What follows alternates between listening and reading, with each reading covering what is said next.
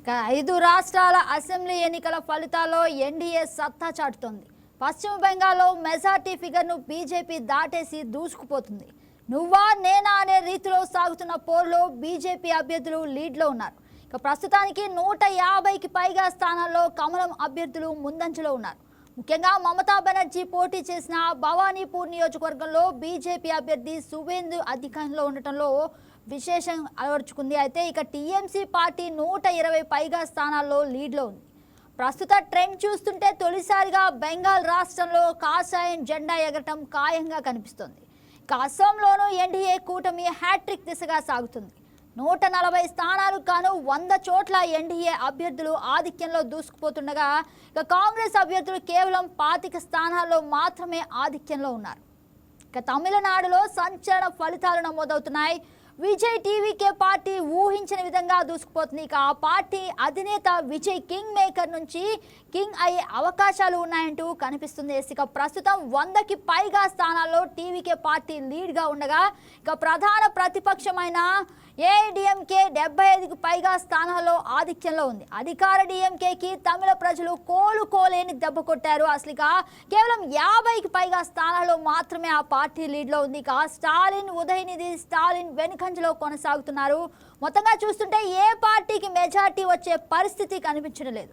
ఇక Vijay TVK party ఏఎండిఎంకే party కలిసి ప్రభుత్వాన్ని స్థాపించే అవకాశాలు ఉన్నాయని రాజకీయ విశ్లేషకులు అభిప్రాయపడుతున్నారు. ఇక పుదుచ్చేరిలోనూ ఎన్డీఏ కూటమి అధికారం దిశగా ముందుకు వెళ్తోంది. అలాగే మరోవైపు కేరళలో చూసినట్లయితే ఇక అధికార ఏఎల్డీఎఫ్ పార్టీలు ప్రజలకు షాక్ ఇచ్చారు. దశాబ్దాల అధికారానికి చెక్ పెట్టారు. కాంగ్రెస్ నేతృత్వంలోని యూడీఏఎఫ్ కూటమికి ప్రజలు బ్రహ్మరథం పట్టారు. ఇప్పటి వరకు యూడీఏఎఫ్ కూటమి మ్యాజిక్ ఫిగర్ దాటి 90కి పైగా స్థానాల్లో కొనసాగుతుంది. ఇక దీంతో కాంగ్రెస్ అధికారం చేపట్టడం ఖాయంగా కనిపిస్తోంది. అలాగే కాదు దీని గురించి మనతో మాట్లాడడానికి రాజకీయ విశ్లేషకులు రమణారెడ్డి గారు, అలాగే అజయ్ పక్కంటి తెలుగు యువతి అధికార ప్రతినిధి, అలాగే రామమూర్తి పోలపల్లి బీఆర్ఎస్ అధికార ప్రతినిధి మనతో డిబేట్లో పాల్గొంటారు. ఎస్ సార్, గుడ్ మార్నింగ్ అండి. గుడ్ మార్నింగ్ సార్, ఇక్కడ చూసినా ఎలక్షన్లో హవా కనిపిస్తుంది. అసలు ఎవరు గెలుస్తారు ఎవరు ఓడుతారు అన్న దానికంటే నిజంగా కొత్త రాజకీయ పార్టీలు ప్రపంచం సృష్టిస్తున్నాయి. అలాగే ఎప్పటి నుంచో బ్రహ్మరథం పట్టినటువంటి పార్టీలు ఇప్పుడు ఒక్కసారిగా డీలా పడిపోయాయి. మీరేమంటారు సార్ వీటి గురించి? సార్ రమణారెడ్డి గారు. డిబేట్లో ఉన్న ప్యానల్ మిత్రులందరికీ నమస్కారం. ఒక రకంగా ఇది దేశ రాజకీయాల్లో ఒక కొత్త శకానికి నాంది పలుకుద్దామనే విధంగా ఈరోజు మొత్తం ఫలితాలు కనిపిస్తున్నాయి. ప్రధానంగా ఈశాన్య రాష్ట్రాలైన ముఖ్యంగా పశ్చిమ బెంగాల్లో అండ్ అస్సాంలో బీజేపీ అనేది అంత బలంగా ముందుకు రావడం అనేది రాబోయే కాలంలో దేశ రాజకీయాల్లో కొత్త మార్పుకి నాంది పలుకుతాయి అనేది ఉన్నది. ముఖ్యంగా పశ్చిమ బెంగాల్లో జరిగిన ఎస్ఆర్ దాంట్లో ప్రధానంగా మమతా బెనర్జీని టార్గెట్ చేసుకొని కేంద్ర ప్రభుత్వము చేసిన కొన్ని కార్యక్రమాల వలన అక్కడ ఒక రకమైన భయానకమైన వాతావరణం అయితే నెలకొన్నది. ముఖ్యంగా బంగ్లాదేశ్ మైగ్రెంట్స్ ఎవరైతే ఉన్నారో ఆ మైగ్రెంట్స్ ని పెద్ద స్థాయిలో తొలగించడం వలన మమతా బెనర్జీ ఈ రోజు అధికారం కోల్పోవడానికి ప్రధాన కారణమైంది. రెండో కారణం ఏంటంటే మమతా బెనర్జీ యొక్క ఒంటెత్తు పోగొట్టు అనేవి ఎరగట్ పాలిటిక్స్ అనేవి ఆమె ఓటమికి ప్రధాన కారణం అని మనం చెప్పుకోవచ్చు. ఇంకా చాలా స్కామ్లు కూడా ఉన్నాయి. వీటన్నిటి ప్రభావంతో ప్రధానంగా బీజేపీ దాదాపు 2 సంవత్సరాలుగా పశ్చిమ బెంగాల్ మీద చాలా సీరియస్ ఫోకస్ పెట్టింది. అక్కడ ఆర్ఎస్ఎస్ కార్యకర్తలు కానివ్వండి, పార్టీకి సంబంధించిన అనేక విభాగాలు చాలా తీవ్రంగా కృషి చేసినాయి. అదేవిధంగా తమిళనాడులో కూడా చాలా సీరియస్ గా ఫోకస్ పెట్టింది బీజేపీ. కాబట్టి 2 రాష్ట్రాల్లో మనం ఊహించని ఫలితాలు ఉంటాయి. ముఖ్యంగా తమిళనాడు విజయ్ పట్ల తమిళనాడు ప్రభుత్వము స్టాలిన్ ప్రభుత్వం వ్యవహరించిన తీరు, కేంద్ర ప్రభుత్వం కూడా విజయ్ సినిమా జననాయకాన్ని విడుదలలో సహకరించకపోవటము, సెన్సార్ 2 సార్లు 3 సార్లు దాన్ని రివ్యూ చేయటము, ఇవన్నీ కూడా విజయ్కి ప్రజల్లో పెద్ద అభిమానాన్ని పెంచినాయి.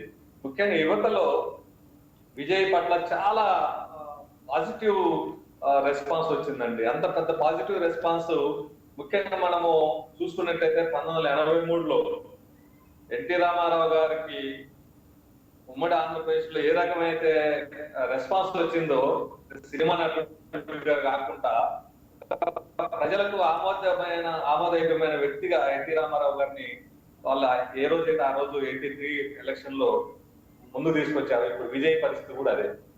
సార్ అంటే సినిమా ఫేమ్ రాజకీయానికి ఉపయోగపడింది అంటారా? సినిమా ఫేమ్ ఏదైతే ఉందో విజయ్కి సినిమా క్రేజ్ సినిమా ఒకటే కాకుండా ఆయన ప్రకటించిన మేనిఫెస్టో కూడా చాలా ప్రధానమైన అంశం అండి. ఇక్కడ విజయ్ సినిమా గ్లామర్ చాలా పెద్ద ఎత్తున ఉంది. ఇప్పుడు తెలుగు రాష్ట్రాల్లో కూడా విజయ్కి చాలా మంది ఫ్యాన్స్ ఉన్నారు. కాబట్టి ఇక్కడ విజయ్ సినిమా క్రేజ్ ఒకటి, రెండోది ఆయన మేనిఫెస్టో యువతని మహిళల్ని బాగా ఆకర్షించింది.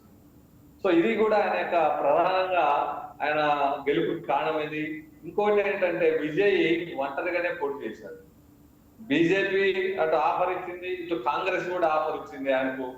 కానీ ఒంటరిగానే ఆయన బరిలోకి దిగటం అనేది తమిళనాడు ప్రజలకు ఒక హీరో పాలిటిక్స్ అనేవి మళ్ళీ శివాజీ గణేశన్ తర్వాత ఈ మన విజయ్కి ఆ రకమైన ఆదరణ లభించింది అనేది మనము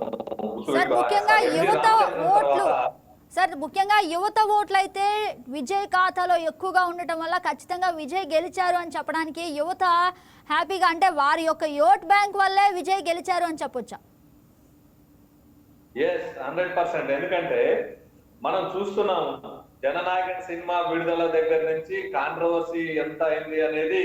ఆ సినిమా కోసం యువత చాలా ఎక్స్పెక్ట్ చేశారు.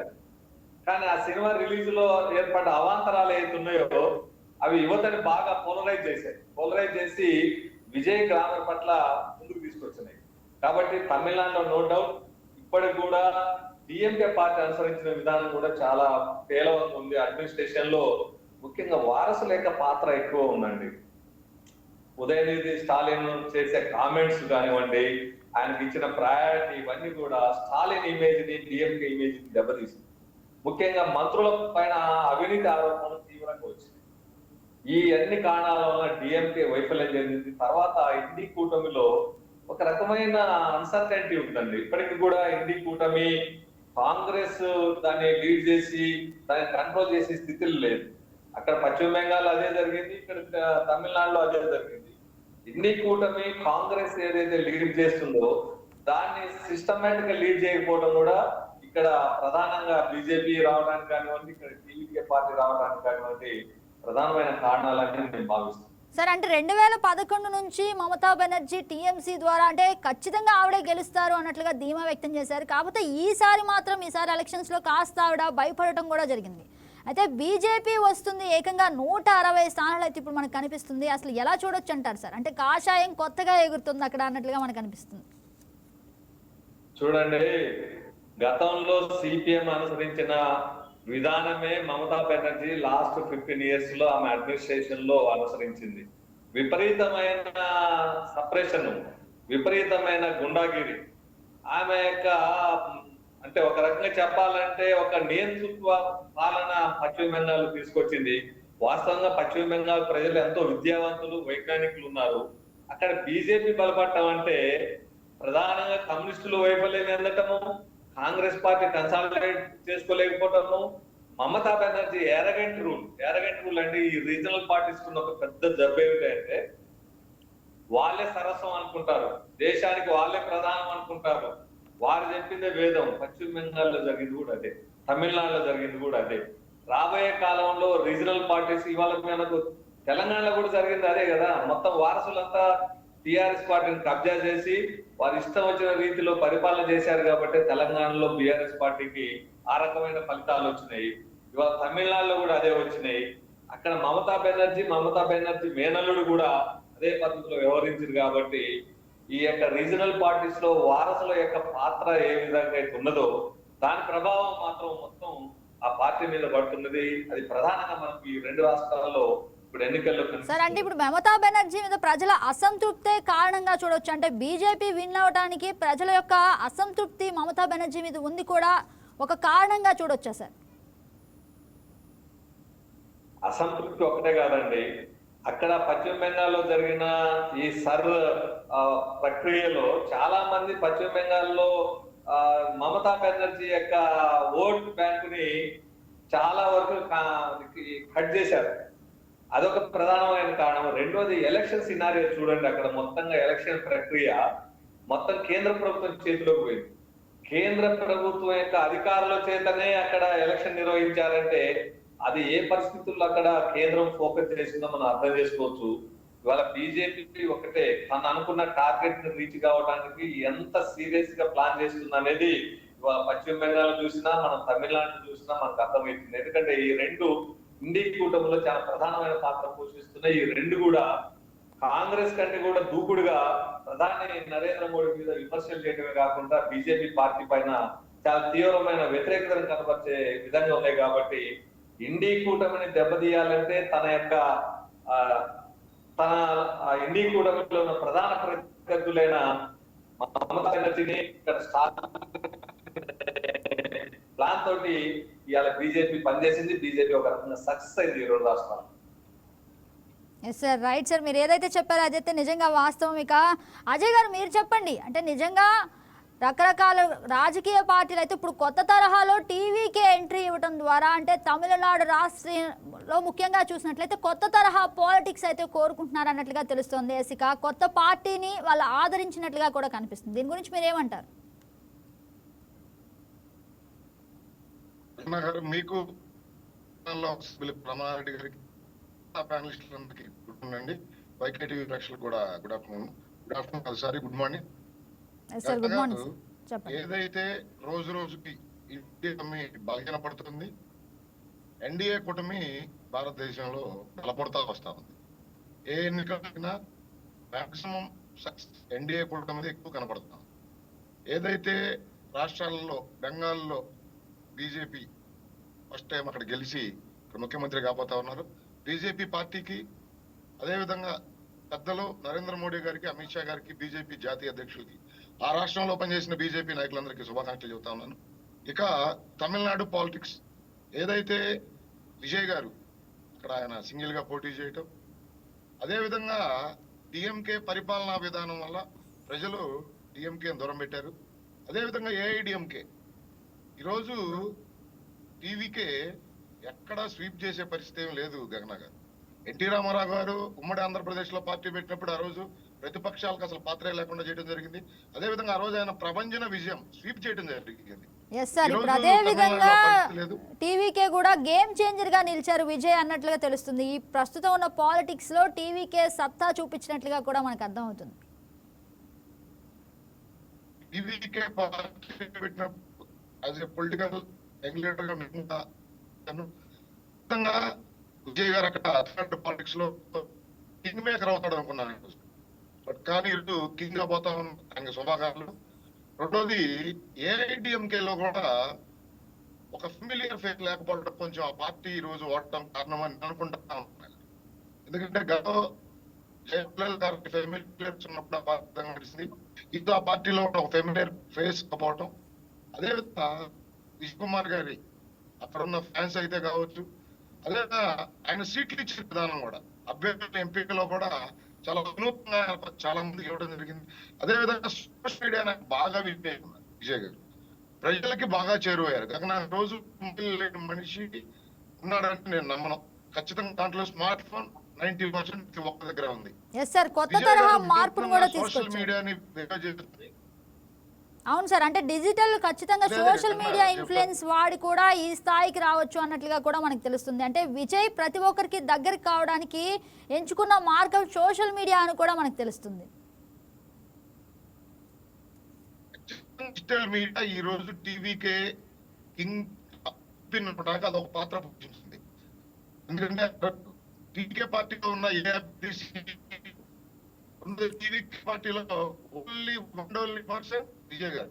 ఆయన తర్వాత పార్టీని నడిపించే సెకండ్ క్యాడర్ కూడా సీనియర్ లీడర్స్ కూడా పార్టీ పేరు కదా. కానీ ఆ రాష్ట్రంలో ఉన్న మహిళలకి, యువతకి ఆయన డిజిటల్ మీడియా ద్వారా అభ్యర్థులు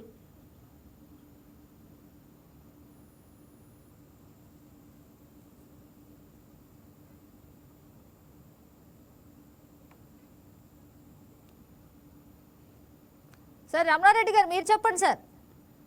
అంటే టీవీకే ఒక గేమ్ చేంజర్గా విజయ్ అయితే నేటి పాలిటిక్స్లో ఒక గేమ్ చేంజర్గా నిలుస్తారు అన్నట్లుగా అనిపిస్తుంది. దాని గురించి మీరేమంటారు? వాస్తవంగా విజయ్ గారు టీవీకే పార్టీ పెట్టినప్పటి నుంచి ఆ పార్టీ ఆ ముందుకు ప్రజల ముందుకు తీసుకుపోతున్న అనేక అంశాల్లో ప్రధానంగా స్టాలిన్ ప్రభుత్వం యొక్క వైఫల్యాలు, అది ఒక రకంగా స్టాలిన్ ప్రభుత్వములో ఉన్న మంత్రుల యొక్క అవినీతి, ఇవన్నీ కూడా టీవీకే వైపు మొగ్గు చూపడానికి ప్రధాన కారణం. అయితే రెండోది ఏంటంటే, మనం ఒప్పుకున్నా ఒప్పుకోకపోయినా తమిళనాడు రాజకీయాలను కూడా సినీ రాజకీయాలతో ముడిపడి ఉంటాయి. కాబట్టి విజయ్కి ఉన్న సినీ గ్లామర్ అనేది దీనికి చాలా, అంటే ఒక రకంగా 80% సినీ గ్లామర్ పనిచేసిందేమో అనిపిస్తుంది. ఎందుకంటే ఆయన సినిమా విడుదల కోసము ప్రజలు, యువత ఎంత ఎదురు చూశారంటే ఆ సినిమాని చూడాలి, అందులో ఇచ్చిన మెసేజ్ ఏంటనేది ప్రధానంగా వాళ్ళు ఇంప్రెస్ అయ్యారు. అది ఇన్ఫ్లుయెన్స్ చేసింది, మొత్తం తమిళనాడు ప్రజానికాన్ని ఇన్ఫ్లుయెన్స్ చేసింది. ఒక రకంగా చాలా కాలం తర్వాత, జయలలిత మరణం తర్వాత సినీ రాజకీయాలు అనేవి ఒక రకంగా పక్కకు పోయినాయి. కానీ టీవీకే ఏర్పరచటము, విజయ్ యువకుడుగా ముందుకు రావటము, ఆయనకున్న గ్లామరు, యువతలో ఉన్న ఫాలోయింగ్, ఇవన్నీ కూడా చాలా పెద్ద ఎత్తున ఒక గేమ్ చేంజర్ గా పాలిటిక్స్ లో ఆయన నిలబెట్టారు. కాకపోతే ఇవాళ భవిష్యత్తులో విజయ్ అనుసరించే ప్రభుత్వ ఏర్పాటులో ఎవరి యొక్క సహాయం తీసుకుంటాడు? అటు బీజేపీ యొక్క సహాయం తీసుకుంటాడా, బీజేపీ అలయన్స్ ఎన్డీఏ సహాయం తీసుకుంటాడా, లేదు స్టాలిన్ అంటే కాంగ్రెస్ పార్టీ స్ట్రాటజికల్ గా, ఎందుకంటే నేరాలు ఉన్నాయి, ఆయన సంపూర్ణమైన మెజార్టీ రాలేదు. సో కాబట్టి 118 సీట్లకి దూరంలో ఉన్నాడు. ఒక 10 సీట్లు 12 సీట్లు తక్కువ ఉన్న పరిస్థితుల్లో ఒకవేళ స్ట్రాటజికల్ గా రేపు బీజేపీని అక్కడ నిరోధించాలంటే కాంగ్రెస్ అండ్ స్టాలిన్ ఒక రకంగా విజయ్ కి సపోర్ట్ గా వచ్చినప్పుడు అక్కడ మళ్ళీ రాజకీయాలు అనేవి చాలా మారిపోతాయి. కానీ మరి విజయ్ ఎవరి యొక్క సహాయం తీసుకుంటారు అనేది ఇంకా స్పష్టత రాలేదు. బహుశా మొత్తం రిజల్ట్ వచ్చిన తర్వాత నేషనల్ పాలిటిక్స్ ఇవన్నీ దృష్టిలో పెట్టుకొని స్టాలిన్ కాంగ్రెస్ పార్టీ అనుసరించే విధానం మీద ఆధారపడి విజయ్ యొక్క పార్టీ ప్రభుత్వం ముందుకు పోతుందనేది నా యొక్క అభిప్రాయం. సార్ అంటే అనుభవం లేని పార్టీగా చూడొచ్చు కదా సార్, అంటే అనుభవం లేని పార్టీ అయితే టీవీకేగా చూడొచ్చు. అలాగే ఎలక్షన్లో దూసుకుపోయినట్లుగానే కొత్త తరహా ఆలోచనలతోటి ఆయన చూపించే విధానాలు కూడా అలానే ఉంటాయని మనం అనుకోవచ్చా?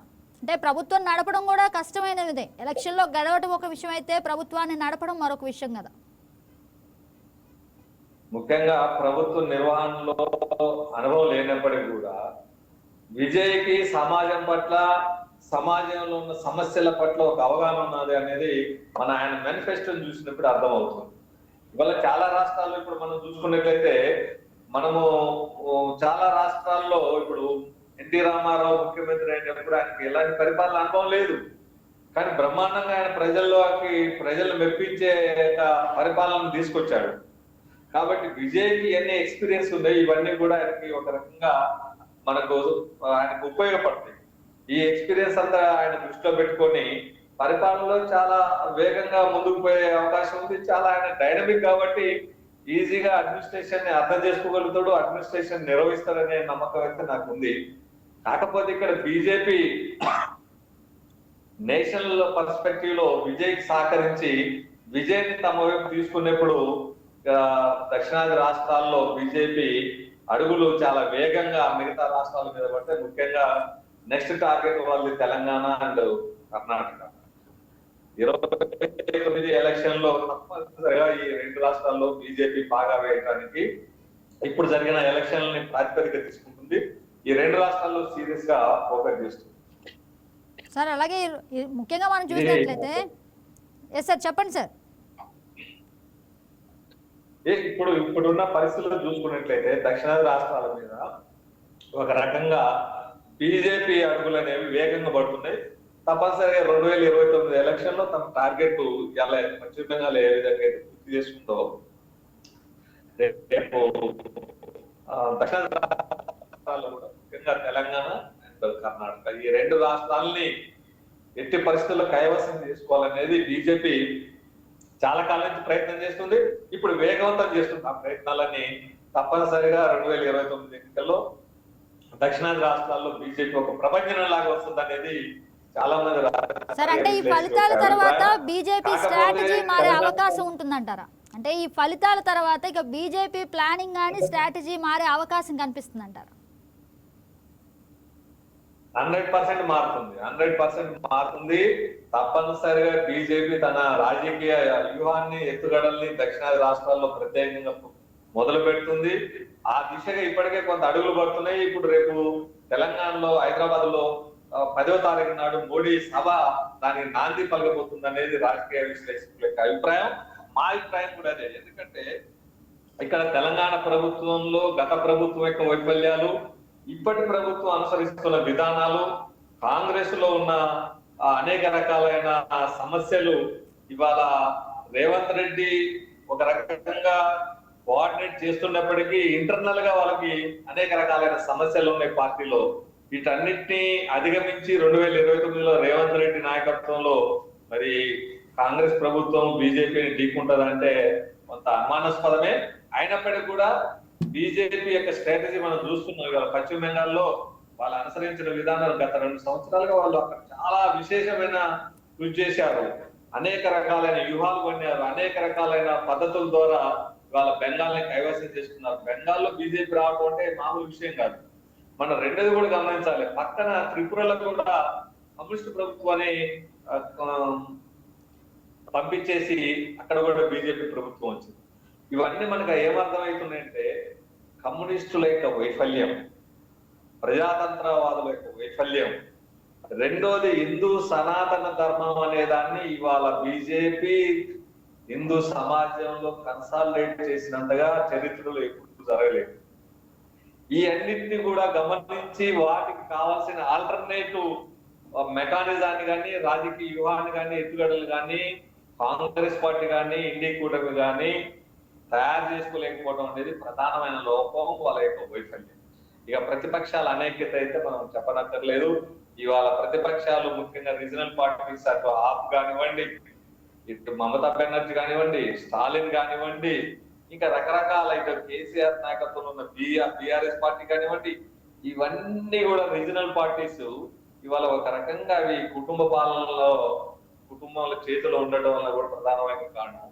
ప్రత్యేకించి ఇవాళ మనకు ఇది గ్రహించిన చంద్రబాబు నాయుడు తన యొక్క స్ట్రాటజీని మార్చుకున్నాడు. తన యొక్క స్ట్రాటజీని వ్యూహాన్ని, రాజకీయ వ్యూహాన్ని మార్చుకొని బీజేపీ తోటి చేతులు వెళ్తున్నాడు. ఎందుకంటే తనకి అర్థమైపోయింది రీజనల్ పార్టీస్ మిగతా పార్టీస్ లాగా టీడీపీ లేదు, కానీ టీడీపీ కూడా ఈ ముక్కు ఉన్నది, బీజేపీ నుంచే ముక్కు ఉన్నది భవిష్యత్తులో అనేది ఆయన అర్థం చేసుకుపోయి ఇవాళ ఆంధ్రప్రదేశ్ లో ప్రభుత్వాన్ని ఏర్పాటు చేశాడు. ప్రధానంగా జగన్ అనుసరించిన ఇదే మమతా బెనర్జీ ఏ రకమైతే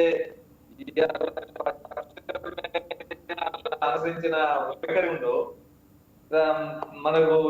మనకు ఆంధ్రప్రదేశ్ లో కూడా జగన్ పార్టీ అదే పద్ధతి, అదే దుడుకు వైఖరి, అదే నియంత్రించుకోగలి, అదే అప్రజాస్మిక విధానాలు అనుసరించడం వల్ల ఇవాళ కూటమి ప్రభుత్వం అక్కడ బలంగా వచ్చేసింది. ఇవన్నిటిని దృష్టిలో పెట్టుకున్నప్పుడు దేశవ్యాప్తంగా రాజకీయాల్లో పెను మార్పులు రాబోతున్నాయి. సార్, అయితే రీజనల్ పార్టీస్ లో మార్పు కోరుకునే తమిళనాడు ప్రజలు టీవీకే అని కోరుకున్నారా అని అనుకోవచ్చా? అంటే రీజనల్ పార్టీస్ లో కేవలం మార్పు అనేది కావాలి అని చెప్పి రీజనల్ పార్టీ ఇప్పుడు మనకు విజయ్ ఏమో సీని గ్లామరు, అక్కడేమో స్టాలిన్ వాళ్ళదేమో గత 60 సంవత్సరాలుగా అక్కడ పాతకపోయి వాళ్ళ యొక్క పరిపాలన విధానంలో అనేక పనిచేసిందే తప్ప రాజకీయ పరమైన ఆలోచన విధానం ద్వారా ఇలా రేపు మన విజయ్ టీవీకే పార్టీ దేశంలో ప్రధాన పాత్ర పోషిస్తుంది అనేది నాకైతే అంత విశ్వాసం అయితే లేదు. కాకపోతే time and wait and see ఏం జరుగుతుంది తమిళనాడులో అనేది రేపు ప్రభుత్వం ఏర్పాటుతోనే తెలిసిపోతుంది. ఒక బీజేపీ దాన్ని ముందుకు తీసుకుపోయినట్లయితే తప్పనిసరిగా అక్కడ సనాతన రాజకీయాలు పెద్ద ఎత్తున జరగబోతున్నాయి. అదే ప్రభావం తెలంగాణ మీద ఉంటుంది, అదే ప్రభావం అక్కడ మనకు కర్ణాటకలో కూడా కనిపిస్తుంది. కాబట్టి రీజనల్ పార్టీస్ ఏ అయినా సరే తాత్కాలికంగా ముందుకు రాగలుగుతాయి, కానీ దీర్ఘకాలికంగా అయితే వాటి మనుగడ అయితే కొంచెం ప్రశ్నార్థక. భారత రాజకీయాల్లో తప్పనిసరిగా రెండు కూటములు మాత్రమే ఉండే విధంగా ఇవాళ ఇండి కూటమి, బీజేపీ కూడా ఎన్డీఏ కూటమి, ఇండి కూటమి రెండు కూడా నేషనల్ పాలిటిక్స్ లో వాళ్ళు అనుసరిస్తున్న విధానం ఏంటంటే రీజనల్ పార్టీస్ కి క్రమక్రమంగా ఇండియన్ పార్టీలో దూరం చేయాలనే ఒక స్ట్రాటజికల్ గా ముందుకు పోతుంది అనేది నా అభిప్రాయం. ఇక అజయ్ గారు మీరు చెప్పండి, అంటే బీజేపీ 174 స్థానాలు అంటే అదే మామూలు విషయం కాదు. అంటే ఎప్పటి నుంచో 2011 నుంచి కంటిన్యూస్గా మమతా బెనర్జీని గెలుస్తూ వస్తున్నారు. అయితే ఈసారి కొత్తగా కాషాయం జెండా ఎగరటం అసలు అక్కడ రాజకీయాల్లో కొత్తగా చరిత్ర సృష్టించిందనే చెప్పాలి. దాని గురించి మీరు ఏమంటారు? సారీ అండి, దాని జర్నీలో ఉండడం వల్ల కొంచెం నెట్ ప్రాబ్లం వల్ల కట్ అయింది. ఇట్స్ ఓకే సార్, చెప్పండి. జగన్ గారు బెంగాల్లో బీజేపీ చేసిన గ్రౌండ్ వర్క్, రెండవది మమతా బెనర్జీ గారి పరిపాలన విధానం అంటే పొగడలు. పెద్దల రమణారెడ్డి గారు చెప్పారు ఏ విధంగా ఇక్కడ జగన్ మోహన్ రెడ్డి ఏ విధంగా నియంత్రణతో పొగడలకెళ్ళి ప్రజాస్వామ్యాన్ని కూనీ చేసి స్కాములకి, దోపిడీలకి, విధ్వంసాలకి పాల్పడి ఏ రోజు వాళ్ళ ఇంట్లో కూర్చున్నాడో అదే విధంగా థంపింగ్ విక్టరీ బీజేపీకి బెంగాల్లో. మమతా బెనర్జీ పరిపాలనే ఈ రోజు బీజేపీ ఘన విజయానికి తోడ్పాటు అందించింది. అదేవిధంగా తమిళ రాజకీయాల్లో టీవీకే పార్టీ కొట్టడం కానీ ఈ రోజు ఆయన కింగ్ అయ్యే పరిస్థితి రావటం కానీ, బట్ కానీ ఇంకా మనకి ఎలక్షన్ రిజల్ట్స్ పూర్తిగా రాలేదు. టీవీకే పార్టీ వన్ సైడ్ గా అదే ప్రభుత్వం ఏర్పాటు చేస్తే ఒక రకంగా ఉంటుంది, లేని పక్షంలో ఏదైనా పార్టీ పొత్తుతో పార్టీ ప్రభుత్వం ఏర్పాటు చేస్తే పరిపాలన విధానం ఒక రకంగా ఉంటుంది. ఎందుకంటే ఇండివిడ్యువాలిటీకి ఉన్న విధానం ఖచ్చితంగా హంగులో ఉండదు. గగనా గారు ఖచ్చితంగా హంగులో ఉన్నప్పుడు ఇద్దరి వ్యూహాలు కావచ్చు, ఇద్దరి పరిపాలన విధాలు కావచ్చు కలుపుకుంటూ వెళ్ళాల్సిన పరిస్థితి ఏర్పడుతుంది. ఈరోజు తమిళనాడు రాజకీయాల్లో విజయ్ గారి విజయానికి ఆయన తీసుకున్న నిర్ణయాలే ఉపయోగపడినాయి. అది డిజిటల్ గా ప్రజలకు దగ్గర అయితే విధానం కావచ్చు, అభ్యర్థుల ఎంపిక అయితే కావచ్చు, అదే విధంగా నేను సోలోగా వెళ్తా అనే విషయం కావచ్చు. డెఫినెట్లీ సార్, విజయ్ గారు విజయ్ కేతనం ఎగరవేశారు అంటే డెఫినెట్ గా మీరు చెప్పిన అంశాలు ఏవైతే ఉన్నాయో వాటిని మనం ముఖ్యంగా తీసుకోవచ్చు. ఆయన ఇక్కడ విజయ్ కేతనం ఎగరవేశారంటే ఖచ్చితంగా ఆయన తీసుకున్న స్ట్రాటజీ కూడా మనం ఇందులో పరిగణలోకి తీసుకోవచ్చు. ముఖ్యంగా సోషల్ మీడియా కావచ్చు, లేదంటే యూత్ పాలిటిక్స్లోకి ఇన్వాల్వ్ చేయడం కావచ్చు, అలాగే మీరు ఏదైతే చెప్పారో ఓట్ బ్యాంక్ అంటే ఆయన చెప్పే అంశాలు కూడా క్లియర్గా చెప్పడం కావచ్చు. జగన్ గారు ఆయన యూత్ ని బాగా అర్థం చేసుకోగలిగారు. ఆయన స్పీచ్లు అయితే కావచ్చు, ఎందుకంటే సినీ హీరో కాబట్టి వాళ్ళకి డైలాగులు చెప్పడం చాలా ఈజీగా కాబట్టి ఆయన స్ట్రాటజీని మహిళలను కానీ యూత్ ను కానీ కూడా టీవీకే ఇంత ఘన విజయాన్ని సాధిస్తాయని చెప్పి ఏ సర్వేలు చెప్పలేదు. ఏదో ఒక సర్వే చెప్పినట్టుంది, ఒక 90 సీట్ల నుండి 120 సీట్ల మధ్య టీవీకి గెలవబోతా ఉందని. బట్ కానీ అంచనాలన్నిటిని తలకిందులు చేస్తూ విజయ్ గారి స్ట్రాటజీల వల్ల, రెండోది డిఎంకే పరిపాలన అంటే ఇందాక పెద్దలు రమణారెడ్డి గారు చెప్పారు, ఉదయనిధి స్టాలిన్ నోటి దోల. తెలంగాణలో ఏ విధంగా అయితే ఆయన కేటీఆర్ గారి నోటి దోల వల్ల ప్రభుత్వం కూలిపోయిందో అదే విధంగా తమిళనాడులో కూడా ఇవాళ డిఎంకే ఘోర ఓటమికి ఉదయనిధి స్టాలిన్ నోటి దోల కూడా కారణమైంది. ఇక ఏఐడిఎంకే ఈరోజు టీవీకే దగ్గరగా ఆ సీట్లు కనపడతా ఉన్నాయి, నెంబర్ కనపడతా ఉంది. ఏఐడిఎంకే ఉన్న చిన్న బ్యాడ్ క్వాలిఫికేషన్ ఏంటంటే అక్కడ విజయ్ గారు అంత ఫెమిలియర్ ఫేస్. రెండోది తమిళనాడు రాజకీయాల్లో తమిళనాడు ప్రజలను ఆకట్టుకోగల నాయకుడు ఆ పార్టీలో లేకపోవడం కూడా ఈరోజు ఆ పార్టీ ఓటమికి కారణంగా నాకు కనిపిస్తా ఉంది. ఇక పెద్దల రమణారెడ్డి గారు చెప్పినట్టు కౌంటింగ్ ఇంకా పూర్తి కాలేదు. బీజేపీ ఏ విధంగా ఆలోచిస్తుంది, అదే విధంగా విజయ్ ఏ విధంగా ఆలోచిస్తాడు. ఇక్కడ మనం అందరం ఆలోచించాల్సింది బీజేపీ కేంద్రం ఎన్డీఏ ఏ విధంగా ఆలోచిస్తుంది కాదు. గెలవక ముందు నేను సింగిల్ అన్న విజయ్ ఇప్పుడు కౌంటింగ్ అయిపోయి నెంబర్ కన్ఫర్మ్ అయిన తర్వాత ఆయన ఆలోచన ఏ విధంగా ఉంటుంది. స్టాలిన్ తో కలిసి వెళ్తాడా, లేదు ఎన్డీఏతో కలిసి వెళ్తాడా? మీరు చెప్పినట్లుగా గవర్నమెంట్ స్థాపించడం అయితే అంత ఈజీ కదా. అంటే ఒక గవర్నమెంట్ పరిపాలనా విధానాలు అలవర్చుకోవాలి, అలాగే ఏ దిశగా అడుగులు వేస్తే బాగుంటుంది అన్న విషయంలో కాస్త ఎక్స్పీరియన్స్ అయితే కావాలి. మరి విజయ్ సొంతగా ముందుకెళ్తారా, లేదంటే ఎవరి సందేహంలో తీసుకొని ఆలోచనలు తీసుకొని వాళ్ళ మనుగడలో ముందుకు వెళ్తారా అన్నది కాస్త వేచి చూడాలి సార్. జగన్ గారు పెద్దలు రమణారెడ్డి గారు చెప్పినట్టు పార్టీ పెట్టచ్చు, ఎవరైనా పెట్టచ్చు, సింగిల్ గా ఎలక్షన్ లోకి వెళ్ళొచ్చు. ప్రజలు ఆశీర్వదిస్తే ఖచ్చితంగా ఆయన నాయకుడు అవ్వచ్చు. బట్ కానీ పరిపాలనా విధానం అడ్మినిస్ట్రేషన్ అనేది చాలా కీలకమైనది. అదేవిధంగా ఒక రాష్ట్ర ముఖ్యమంత్రిగా ఆయన తీసుకునే నిర్ణయాలు ఆ రాష్ట్ర భవిష్యత్తు, ఆ రాష్ట్ర ప్రజల మీద చాలా ప్రభావితం చేస్తాయి. ఆ రాష్ట్ర భవిష్యత్తుని ఆయన తీసుకునే ఒక నిర్ణయమే అది అభివృద్ధి దిశగా పయనింపజేస్తుందా, లేదు అంధకారం దిశగా ప్రయాణింపజేస్తుందా అనేది ఆ నాయకుడు ఆలోచన మీద బట్టి ఉంటుంది. బట్ పెద్దల రమణారెడ్డి గారు చెప్పారు, ఖచ్చితంగా నేర్చుకోవచ్చు. విజయ్ గారు కూడా ముఖ్యమంత్రి అయిన తర్వాత ప్రజలకు మంచి పరిపాలన అందివచ్చు. మనం ఇప్పుడే ప్రెడిక్ట్ చేయలేం ఎవరు ముఖ్యమంత్రి అవుతున్నారు అనేది క్లియర్ గా అర్థమవుతా ఉంది. తమిళనాడు రాజకీయాల్లో విజయ్ గారు ముఖ్యమంత్రి కాబోతా ఉన్నాడు. బట్ కాకపోతే ఎవరితో కలిసి వెళ్తా ఉన్నాడు, ఏ విధానాలను అనుసరించబోతా ఉన్నాడు, పరిపాలన ఏ విధంగా చేయబోతా ఉన్నాడు. ఆయన ఏదైతే ఎలక్షన్ ప్రచారంలో చెప్పాడో, నేను కొత్తగా వస్తున్నాను, మీకోసం వస్తున్నాను, మీకోసం నిలబడతాను, మీతో ఉంటాను, మీ మధ్య ఉంటాను, మీకోసం పరిపాలన చేస్తానని చెప్పి ఆయన ఏదైతే తమిళనాడు ప్రజలకు మాట ఇవ్వడం జరిగిందో, తమిళ ప్రజలు ఆయన నమ్మి ఆయనకి ఈ రోజు ఆయన ముఖ్యమంత్రిని చేయబోతా ఉన్నారు. ఖచ్చితంగా ఆయన పరిపాలన ఆ దిశగా ఉంటే ఆయన అక్కడ రాష్ట్రంలో మనుగడ ఉంటుంది తప్ప పార్టీ పెట్టి అనంతకాలంలో ముఖ్యమంత్రి కాబోతా ఉన్నారు. కానీ ఇక్కడ ఖచ్చితంగా సీనియారిటీ అవసరం, సరైన ఆలోచన విధానం అవసరం, ఆయన నడిపించే మనుషులు కూడా ఖచ్చితంగా ఉండాలి. గగనా గారు గగనా గారు ఎలక్షన్ లో ఒంటరి పోరాటమో లేదా నిలబట్టమో ఫేసో మనం చెప్పే మాటలో లేదా అధికార పార్టీ మీద ప్రజలు యావగింపు ఇవన్నీ గెలుపు కారణాలు అవుతాయి. కానీ పరిపాలన అనేది చాలా రాష్ట్రం భవిష్యత్తు మీద ఆధారపడి ఉన్న అంశం. ఖచ్చితంగా మరి ఆయన సాయంత్రానికి అర్థమవుతుంది తమిళనాడు హంగ్ ఏర్పడబోతా ఉందా, లేదు ఆయనే మ్యాజిక్ ఫిగర్ చేరువయ్యి ఆయనే సొంతగా ప్రభుత్వం ఏర్పాటు చేస్తాడా. ఒకవేళ హంగ్ ఏర్పడితే ఆయన ఏ దిశగా ఆయన ఆలోచన ఉంటుంది, ఎన్డీఏ వైపు వెళ్తాడా, ఇండియా కూటమి వైపు వెళ్తాడా. నేను మీకు మొదట్లో చెప్పడం జరిగింది, భారతదేశంలో ఇండియా కూటమి రోజు రోజుకి బలహీన పడతా ఉంది. ఆ ఇండియా కూటమిలో ఉన్న పార్టీలు ప్రాబల్యం కోల్పోతా ఉన్నాయి, అధికారం కోల్పోతా ఉన్నాయి రాష్ట్రాల్లో. ఎన్డీఏ కూటమి బలపడతా ఉంది. మోడీ, అమిత్ షా గారి నాయకత్వాన్ని ఈ దేశ ప్రజలు స్వాగతిస్తా ఉన్నారు, గెలిపిస్తా ఉన్నారు. కాబట్టి మనకి సాయంత్రానికి అర్థమవుతుంది గంగనా గారు తమిళ రాజకీయాలు ఎటువైపు టర్న్ తీసుకోబోతా ఉన్నాయి. అక్కడ తమిళ విజయ్ దళపతిగా ఆయన ఎన్నికల్లో ఒక పార్టీ పెట్టి ప్రజల ఆశీర్వాదం పొందిన విజయ్ గారు సాయంత్రానికి ఆయన ఏ నిర్ణయం తీసుకోబోతా ఉన్నాడు అనేది కూడా మనం వేచి చూడాలి. రైట్ అజయ్ గారు, థ్యాంక్ యూ అండి డిబేట్ లో పాల్గొన్నందుకు. అలాగే రమణారెడ్డి గారు మీకు కూడా థ్యాంక్ యూ. అయితే మనతో పాటు యాడ్ అవడానికి మా ఎగ్జిక్యూటివ్ ఎడిటర్ శ్రీనివాస్ గారు ఇప్పుడైతే డిబేట్ లో పాల్గొంటారు. శ్రీనివాస్ సార్ చెప్పండి, విజయ్ అయితే విజయ్ కేతనం ఎగురవేస్తున్నాడు అంటే టీవీకే పార్టీ ప్రభంజనం సృష్టించింది తమిళనాట ఎసిక. మనం చూసినట్లయితే బీజేపీ ముందుకు దూసుకెళ్తూ ఉంది ఎసిక, తృణమూల్ కాంగ్రెస్ అయితే డీలా పడినట్లుగా కూడా కనిపిస్తుంది. దీని గురించి మీరు ఏమంటారు సార్?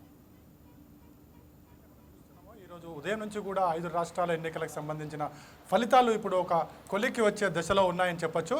మొత్తం దేశవ్యాప్తంగా చూసుకుంటే కనుక కాషాయ జెండా అయితే రెపరెపలాడుతుందని మనకి స్పష్టంగా కనిపిస్తుంది. ఇటు మనకి పుదుచ్చేరి కావచ్చు కేంద్రపాలిత రాష్ట్రము, అదేవిధంగా అస్సాం కావచ్చు, మరోవైపు వెస్ట్ బెంగాల్ కావచ్చు. ఈ 3 రాష్ట్రాల్లో కూడా బీజేపీ తన ఆధిక్యాన్ని కొనసాగిస్తూ వచ్చింది. 2 రాష్ట్రాల్లో అయితే అధికారాన్ని కూడా చేజిక్కించుకోబోతుందని మాత్రం ఇక్కడ స్పష్టంగా తెలుస్తుంది. మొత్తంగా దేశవ్యాప్తంగా జరుగుతున్న 5 రాష్ట్రాలకు ఎన్నికలకు సంబంధించి చూసుకుంటే కనుక ప్రధానంగా అందరి దృష్టి కూడా తమిళనాడు రాష్ట్రం మీదనే పడింది. ఎందుకంటే తమిళనాడు రాష్ట్ర రాజకీయాల్లో ఒక కొత్త నవశకం ప్రారంభమైంది. టీవీకే పార్టీ విజయ్ ఆధిపత్యంలో ఈ పార్టీ నడవబోతుంది అనేది మాత్రం ఇక్కడ స్పష్టంగా కనిపిస్తుంది. అయితే ఇప్పటివరకు కూడా ఇంకా మ్యాజిక్ ఫిగర్కి చేరువలోనే ఉన్నాడు టీవీకే పార్టీ. అయితే చేరుతుందా లేదా అనేది కూడా ఒక క్వశ్చన్ మార్క్ అయితే ప్రస్తుతానికి కనిపిస్తుంది. ఎందుకంటే తమిళనాడులో రాజకీయం అధికారంలోకి రావాలనుకుంటే కనుక ఇప్పుడున్న 234 స్థానాల్లో 118 స్థానాలు వచ్చిన పార్టీ మాత్రమే అక్కడ అధికారాన్ని చేజిక్కించుకోబోతుంది. ప్రస్తుతం అయితే టీవీకే పార్టీకి 106 స్థానాలు మాత్రమే ఉన్నాయి. ఇంకా మనం ఇంకా రావాలనుకుంటే కనుక మరో 10-12 స్థానాలు వస్తే కానీ టీవీకే పార్టీ స్వతంత్రంగా అధికారాన్ని అక్కడ ఏర్పాటు చేసుకోలేదు. అయితే ఈ నేపథ్యంలో ప్రస్తుతం తమిళ రాజకీయాలన్నీ కూడా మొత్తం కూడా ఒక్కసారిగా తిప్పేసిన పరిస్థితి టీవీకే పార్టీ విజయ్కే దక్కుతుందని చెప్పొచ్చు. దశాబ్దాల రాజకీయ చరిత్ర తమిళనాడుకు ఉంది. అటు డిఎంకే కావచ్చు, ఏఐడిఎంకే కావచ్చు, కొన్ని దశాబ్దాల పాటు తమిళనాడు రాజ్యమేలాయి. అయితే ఖచ్చితంగా game changer of the politics, Tamil Nadu politics లో ఒక సరికొత్త మార్పు తీసుకొచ్చిన పార్టీగా ఎప్పటికీ టీవీకే గుర్తుంటుందంటారా ప్రజలకి? ఖచ్చితంగా ఇప్పుడున్న తమిళ రాజకీయాల్లో తన మార్కును విజయ్ వెయ్యబోతున్నాడు అనేది మాత్రం ఇక్కడ స్పష్టంగా కనిపిస్తుంది. ఎందుకంటే ఇప్పటివరకు మనం చూసుకున్న రిజల్ట్స్ బట్టి చూసుకుంటే కనుక దశాబ్దాల చరిత్ర ఉన్న పార్టీలు మొన్న మట్టి ఖర్చాయి. అదేవిధంగా దశాబ్దాల చరిత్ర, రాజకీయ చరిత్రలు, కొన్ని దశాబ్దాలు స్టాలిన్ కావచ్చు, స్టాలిన్లో ఉన్న పార్టీ నాయకులు కావచ్చు, అదేవిధంగా డిఎంకే ఏఐడిఎంకేలో ఉన్న పార్టీ నేతలు కావచ్చు, వీళ్ళంతా కూడా తలపండిన ఉద్దండులు. వాళ్ళందరినీ కూడా మట్టి కనిపించిన ఘనత ఇప్పుడు టీవీకే విజయ్కి మాత్రమే దక్కుతుంది. కొత్త రాజకీయ పార్టీ అక్కడ అవతరించింది. ఒక నవశకానికి అక్కడ శ్రీకారం చుట్టబోతున్నారనేది మాత్రం ఇక్కడ మనకు స్పష్టంగా కనిపిస్తుంది. అయితే ఇందాక మనకు కొంతమంది విశ్లేషకులు చెప్పినట్లు విజయ్ అక్కడ కనబరచబోయే రాజకీయం ఏ విధంగా ఉండబోతుంది, ప్రభుత్వం ఏ విధంగా ఉండబోతుంది కూడా చూడాల్సిన అవసరం ఉంది. ఎందుకంటే ఇప్పటి వరకు డిఎంకే ఏఐడిఎంకేలు తమ మార్కుని అక్కడ చూపించాయి. ఇప్పుడు టీవీకే కొత్తగా తన మార్కు ఏ ఉండబోతున్నది ఇక్కడ ప్రజలందరూ కూడా ఆసక్తిగా గమనిస్తున్నారు. దేశవ్యాప్తంగా కూడా ఇప్పుడు తమిళనాడు మీద ఒక సెంటర్ ఆఫ్ అట్రాక్షన్గా మారింది. ఆసక్తికరంగా అక్కడ రాజకీయాలు మారిన పరిస్థితి. ఒకవేళ డిఎంకే మనకి టీవీకే పార్టీకి కనుక మ్యాజిక్ ఫిగర్ రాకపోతే ఆ పార్టీ ముందుగా ఏ పార్టీతో వెళ్తుందనే ఒక చర్చ కూడా ప్రస్తుతం రాజకీయాల్లో జరుగుతుంది. డిఎంకేతో వెళ్తారా లేకుంటే ఏఐడిఎంకేతో వెళ్తారా అనేది కూడా చూడాల్సిన అవసరం ఉంది. అంటే మొత్తంగా చూసుకుంటే కనుక ఒక మ్యాజిక్ ఫిగర్ రాని పక్షంలో ఇక విజయ్ కూడా స్వతంత్రంగా పాలన చేయలేని పరిస్థితి అయితే ఖచ్చితంగా కనిపిస్తుంది. ఎందుకంటే అక్కడ ఏ షరతులతో ఇక్కడ ఒప్పందాలు జరుగుతుంటాయా, లేకపోతే బేషరతుగా టీవీకేకి సపోర్ట్ చేసే వాళ్ళు ముందుకు వస్తారనేది కూడా చూడాలి. అయితే టీవీకేకి బేషరతుగా సపోర్ట్ చేసినప్పటికీ కూడా వాళ్ళు ఎంతకాలం టీవీకే పార్టీకి సపోర్ట్ చేస్తారనేది కూడా ప్రశ్నార్థకంగా ఉంటుంది. అంటే సపోర్ట్ చేసే పార్టీలు తమకు అనుకూలంగా పాలన లేకపోతే ఖచ్చితంగా వాటికి సపోర్ట్ వెనక్కి తీసుకుంటాయి. మనకి దేశ రాజకీయాల్లో అనేక రాష్ట్రాల్లో ఈ ఉదంతాలు మనకు కనిపించాయి. సో ప్రస్తుతం ఇప్పుడు టీవీకే పార్టీ ఏం చేయబోతుందని కూడా చూడాల్సిన అవసరం ఉంది. ఇప్పటికే నిన్నటి నుంచి చూస్తున్నాం, ఏవైతే మనకి రిసార్ట్ రాజకీయాలు ఇప్పటికే ప్రారంభమైపోయాయి. నిన్నటి నుంచి కూడా ఆ టీవీకే పార్టీ అధినేత విజయ్ ఏదైతే పార్టీ తరఫున పోటీ చేసిన 243 మంది అభ్యర్థులు, ఎవరైతే 34 మంది అభ్యర్థులు ఉన్నారో వాళ్ళందరితో కూడా నిన్న నేరుగా టచ్లోకి వెళ్ళారు. వాళ్ళందరినీ కూడా రిసార్ట్స్కి రమ్మని చెప్పేసి ఆహ్వానం పంపించడం జరిగింది. ఏ ఒక్కరు కూడా ఫలితాల్లో ఉండాల్సిన అవసరం లేదు, ఫలితాలన్నీ మనకు అనుకూలంగానే రాబోతున్నాయి, మనమే ప్రభుత్వం ఏర్పాటు చేయబోతున్నామని చెప్పేసి నిన్న వారికి స్పష్టంగా ఆదేశాలు జారీ చేసి వాళ్ళందరినీ కూడా విజయ్ కేతనం ఎగరబోతున్నాడు అని ఇంత ధీమాగా, అంటే నిన్నటికి నిన్నే ఖచ్చితంగా ప్రతి ఒక్కరూ కూడా రిసార్ట్కి రావాలి, మీకోసం నేను ఎదురు చూస్తూ అంటూ కూడా ఆయన చెప్పడం జరిగింది. అయితే ఇంత ఖచ్చితంగా ధీమా వ్యక్తం చేస్తున్నారు. అయితే విజయ్ గెలుస్తారా లేదా అన్న ప్రశ్న అయితే ప్రజల్లో ఉంది. అయితే ఇవాళ జరిగిన రిజల్ట్స్ ప్రకారం అయితే విజయ్ దూసుకుపోతున్నాడు, గేమ్ చేంజర్ ఆఫ్ ద పాలిటిక్స్గా నిలిచాడు. అయితే నిన్న ఆయన చెప్పిన మాట ఇప్పుడు కూడా అంటే మీడియాలో ట్రెండ్ అవుతూ ఉంది. సోషల్ మీడియాలో నిన్ననే విజయ్ మొత్తాన్ని అంటే ఇక్కడ రిసార్ట్ పాలిటిక్స్ కూడా స్టార్ట్ అయ్యాయి అంటున్నారు. దాని గురించి మీరేమంటారండి?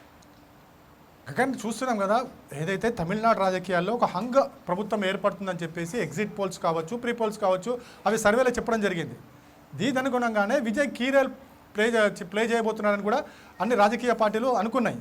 కానీ తీరా రిజల్ట్ చూసేటప్పటికి బహుశా టీవీకే పార్టీ విజయ్ కూడా ఊహించుండడు, ఊహకందనిగా టీవీకే పార్టీకి విజయం దక్కుతుంది. అనూహ్యంగా తమిళ రాజకీయాల్లో అత్యధిక స్థానాలు గెలిచిన పార్టీగా ప్రస్తుతం టీవీకి అయితే ఈరోజు ముందంజలో కొనసాగుతుంది. బహుశా మ్యాజిక్ ఫిగర్ దాటకపోతే ఇంకోలాగుంటుంది, మ్యాజిక్ ఫిగర్ దాటితే మరోలాగా పాలన ఉండబోతుందని తెలుసు. సో మొత్తానికి ఈ తమిళ రాజకీయాల్లో కీ రోల్ ప్లే చేయబోతున్న ఇప్పుడు విజయ్ ఇప్పుడు రిసార్ట్ రాజకీయాలకు నిన్నటి నుంచే తెరదీశారు. మొత్తం తమ అభ్యర్థులు ఎవరైతే ఉన్నారో అందరినీ కూడా రిసార్ట్స్కి రప్పించుకున్నారు. ఒకవేళ గనక టీవీకేనే గనక అత్యధిక స్థానాలు సాధించిన పార్టీగా అవతరిస్తే కనుక గవర్నర్ ముందుగా టీవీకే పార్టీ అధినేత విజయ్నే ప్రభుత్వం ఏర్పాటు చేయాల్సిందిగా ఆహ్వానిస్తారు. ఆ తర్వాత రాజకీయాలు అదేవిధంగా సమీకరణలు అనేవి ఇక్కడ డిపెండ్ అయి ఉంటాయి.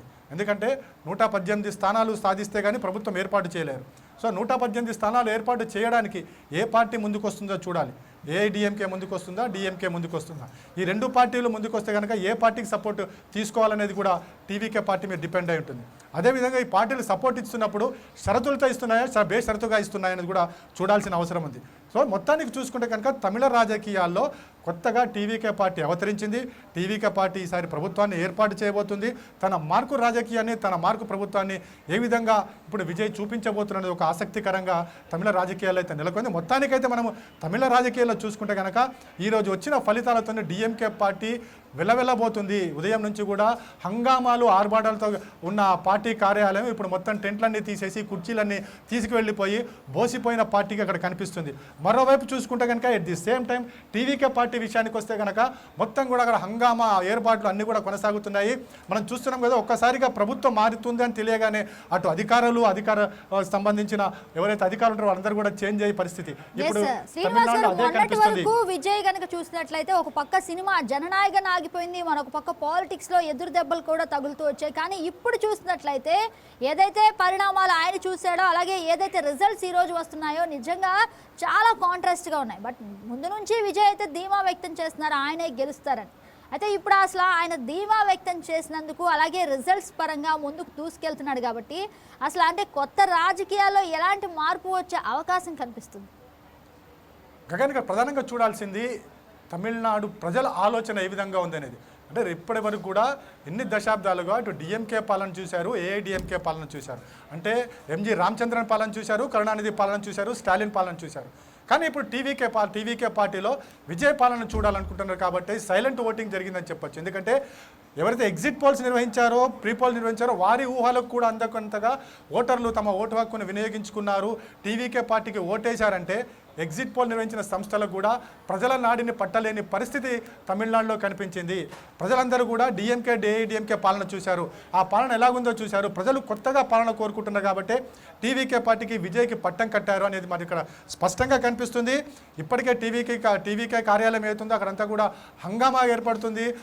ఓటర్లందరూ కూడా అభిమానులందరూ కూడా అక్కడ చేరుకుంటున్న పరిస్థితి, అదేవిధంగా అధికారులందరూ కూడా అక్కడ చేరుకుంటున్న పరిస్థితి. ఇప్పటికే పోలీసు ఉన్నతాధికారులందరూ కూడా ఆ పార్టీ కార్యాలయం దగ్గర చేరుకున్నారు. అక్కడ సెక్యూరిటీని అంతా కూడా పూర్తిగా పర్యవేక్షిస్తున్న పరిస్థితి. ఈరోజు సాయంత్రం కానీ రేపు ఉదయానికి కానీ అక్కడ టీవీకి అధినేత విజయ్ వచ్చే అవకాశం ఉంది కాబట్టి అక్కడ పూర్తిగా ఏర్పాట్లు కూడా జరుగుతున్న పరిస్థితి కనిపిస్తుంది. మొత్తం తమిళ రాజకీయాలు మాత్రం ఈ రోజు నుంచి కూడా ఒక నవశకానికి నాంది పలకబోతున్నాయి. ఒక కొత్త పాలన తమిళ ప్రజలు చూడబోతున్నారు మాత్రం మనకి స్పష్టంగా కనిపిస్తుంది. గగన్, అలాగే శ్రీనివాస్ గారు మనం చూసినట్లయితే కొత్తగా వచ్చినటువంటి పార్టీ ఇంత తక్కువ టైంలో అంటే ప్రజల మధ్యకు వెళ్ళటం ఒక ఎత్తు అయితే అలాగే గవర్నమెంట్ స్థాపించడం మరొక ఎత్తు.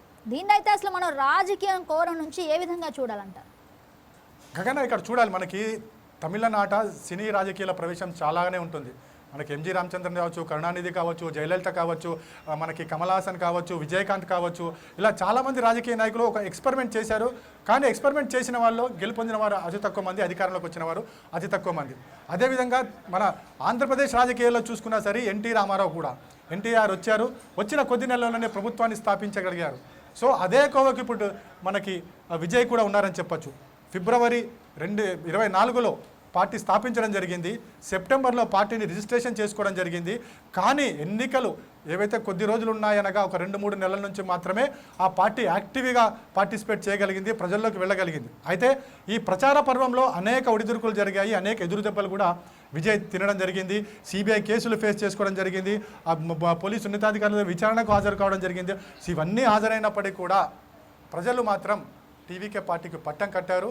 బహుశా ప్రజలు మార్పు కోరుకుంటున్నారు, అంటే ఈ రెండు పార్టీలు డిఎంకే ఏడిఎంకే నుంచి ప్రజలు మార్పు కోరుకుంటున్నారు కాబట్టి టీవీకేకి అధికారం అప్పజెప్పారని చెప్పేసి మనకు తెలుస్తుంది. గగన్, ఎస్, ఇక మరోవైపు చూసుకున్నట్లయితే పశ్చిమ బెంగాల్ ఏకంగా బీజేపీకి 177 స్థానాలు, అంటే ఒకప్పుడు తృణమూల్ కాంగ్రెస్ అక్కడ ఏకంగా 2011 నుంచి తన సత్తా చూపిస్తుంది. కానీ కొత్త తరహంగా కాషాయం జెండా ఎగురవేయడంలో అయితే ఇప్పుడు సరికొత్తగా కనిపిస్తుంది. అది కూడా అసలు దీన్ని ఏ విధంగా చూడొచ్చంట శ్రీనివాస్ గారు? గగన్, మనం చూస్తున్నాం కదా, దేశ రాజకీయాల్లో తమిళనాడు తర్వాత వెస్ట్ బెంగాల్ మీద అందరి కాన్సన్ట్రేషన్ పెరిగింది. ఎందుకంటే ఈసారి అక్కడ రాజకీయాలు మార్పు జరగబోతుందా లేదా అనేది ఒక ఉత్కంఠ జరిగింది. నిన్నటి వరకు కూడా ఏదైతే మనకి పోలింగ్ జరిగిన నాటి వరకు కూడా అనేక రాజకీయ విశ్లేషకులు అనేక రకంగా చెబుతూ వచ్చారు. అక్కడ కూడా హంగ్ ఏర్పడుతుంది లేదా మమతా బెనర్జీ పార్టీ టీఎంసీ అధికారంలోకి వచ్చే ఛాన్సెస్ కొద్దిగా ఉన్నాయి అని చెప్పేసి చెబుతూ వచ్చారు. కానీ తీరా ఈరోజు ఫలితాలు వచ్చేటప్పుడు చూసుకుంటే కనుక అక్కడ బీజేపీ కాషాయ జెండా రెపరెపలాడుతున్న పరిస్థితి. అక్కడ మనం చూసుకుంటే కనుక 294 స్థానాల్లో ఏదైతే మ్యాజిక్ ఫిగర్ దాటాలో మ్యాజిక్ ఫిగర్ని దాటేసి ఇప్పుడు బీజేపీ 170 స్థానాలకు చేరుకుందంటే ఖచ్చితంగా అక్కడ ప్రభుత్వం ఏర్పాటు చేసే దిశలో బీజేపీ ఉంది అనేది స్పష్టమవుతుంది. ఒకటే కాదు మనకి, అంటే ఎందుకు అంటే ఎప్పటి నుంచో ఉన్న పార్టీలు, ఇటు మనం చూసుకున్నట్లయితే డిఎంకే కావచ్చు లేదంటే ఏఐడిఎంకే కావచ్చు, ఎప్పటి నుంచో ఉన్న పార్టీలు అవి.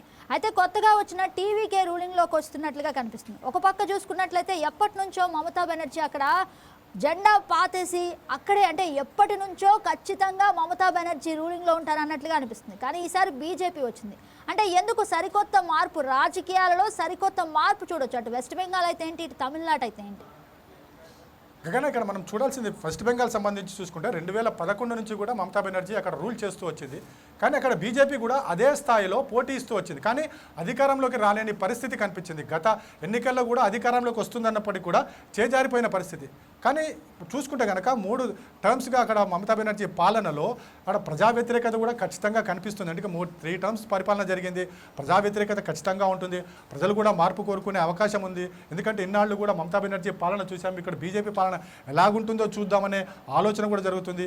అదేవిధంగా అక్కడ కొన్ని తీసుకొచ్చిన పరిణామాలు కావచ్చు, అదేవిధంగా ఎన్నికల సంఘం తీసుకొచ్చిన SIR విధానం కావచ్చు, ఇవన్నీ కూడా అక్కడ ప్రజలు మార్పు కోరుకుంటున్నారు అనేది కూడా స్పష్టంగా కనిపిస్తుంది. ముఖ్యంగా అక్కడ ఓటింగ్ పర్సెంటేజ్ 10% గతంలో కన్నా 10% పెరగడం కూడా అక్కడ ప్రజల మార్పుకు ఇక్కడ అద్దం పడుతుంది అని మాత్రం ఇక్కడ కనిపిస్తుంది. ఎందుకంటే అక్కడ అధిక శాతం పడ్డ ఓట్లన్నీ కూడా ఇప్పుడు బీజేపీకి పడ్డాయా అనేది కూడా ఒక విశ్లేషణ అయితే తెలుస్తుంది. ఎందుకంటే 177 స్థానాలు అక్కడ సాధించగలిగింది అంటే కనుక అత్యధిక ఓట్లన్నీ కూడా బీజేపీకే పడ్డాయేమో అనేది కూడా విశ్లేషకులు అంచనా వేస్తున్నారు. అదేవిధంగా తమిళనాడు రాజకీయాలకు వస్తే ఇప్పటికే DMK AIDMK పాలన ప్రజలు చూస్తూ వచ్చారు. ప్రజలు ఒక చేంజ్ కోరుకుంటున్నారు, మార్పు రావాలి.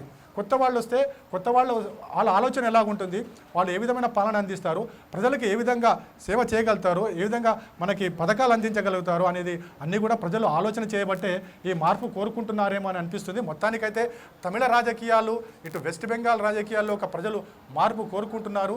ఈ మార్పు అత్యధిక ఓటింగ్ శాతం పర్సెంటేజ్ పడ్డది కాబట్టి ఈ అత్యధిక ఓటింగ్స్ ఏదైతే పడిందో ఈ మార్పు చేస్తామన్న రాజకీయాలకే పడిందని మనం భావించాల్సి ఉంటుంది. గగన్.